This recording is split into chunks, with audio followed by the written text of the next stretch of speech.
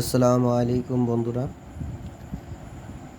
জারিন টিভির পক্ষ থেকে আজকে নতুন একটা তদবির আপনাদের জন্য নিয়ে আসলাম। এই তদবিরটি গাড়িতে কিংবা বাড়িতে কিংবা দোকানে রাখতে পারেন। দোকানে ব্যবসা বাণিজ্য উন্নত করার জন্য আল্লাহর হুকুমে খুব ভালো ফলাফল দেবে। এবং গাড়ি যদি কোনো বিপদ আপদ ঘটে, এই তাবিজটা সঙ্গে রাখলে বা গাড়িতে ঝুলিয়ে রাখলে আল্লাহর হুকুমে গাড়ির বালা মুসিবত দূর হয়ে যাবে।